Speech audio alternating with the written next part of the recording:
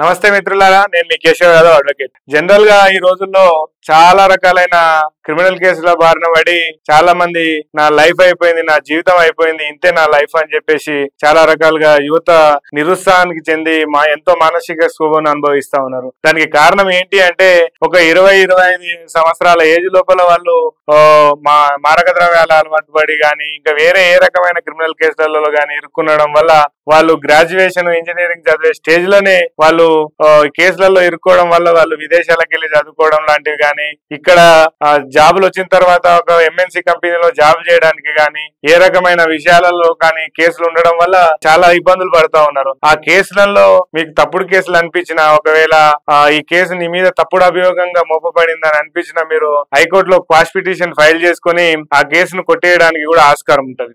అంతేకాకుండా లోయర్ కోర్టులో కేసు సంవత్సరాల తరబడి తిరగడానికి కూడా మీకు సమయాన్ని వృధా చేసుకొని, మీ టైం ని వృధా చేసుకొని ఇబ్బంది పడకుండా లోయర్ కోర్టులో డిశ్చార్జ్ పిటిషన్ ఫైల్ చేస్తే మీరు కరెక్ట్ ఆధారాలను సాక్ష్యాలను సమకూర్చుకుంటే దాన్ని కేసును కూడా 3 to 6 months లో హైకోర్టులో కొట్టేయడానికి ఆస్కారం ఉంటది. అదే రకంగా మీరు చేసిన ఏ రకమైన కేసులకు సంబంధించి ఎవిడెన్సెస్ చూపించి ఆ కేసుని కొట్టేసుకుంటే మీరు మిగిలిన సమయాన్ని, మిగిలిన జీవితాన్ని కూడా సుఖంగా సంతోషంగా జీవించడానికి ఆస్కారం ఉంటది. తప్పుడు కేసు అనిపించినప్పుడు గానీ, తెలియక చేసిన తప్పులప్పుడు గానీ, మీరు ఎటువంటి రకాలైన ఏజ్ మెచ్యూరిటీ లెవెల్లో లేనప్పుడు కానీ జరిగిన నేరాలకు కానీ, ఏ రకమైన నేరాలకు కానీ మీరు హైకోర్టులో క్వాష్ పిటిషన్ ఫైల్ చేసుకొని ఆ కేసుని ఛాలెంజ్ చేస్తే సరైన పత్రాలు చూపించుకొని మీరు సాక్ష్యాలు చూపించుకుంటే ఆ కేసు కూడా కొట్టేయడానికి ఆస్కారం ఉంటుంది. క్వాష్ పిటిషన్ లో జనరల్ గా మన మీద మోపబడిన తప్పుడు కేసులని అనిపించినప్పుడు ఇది హైకోర్టులో క్వాష్ పిటిషన్ ఫైల్ చేసుకుంటే మనకు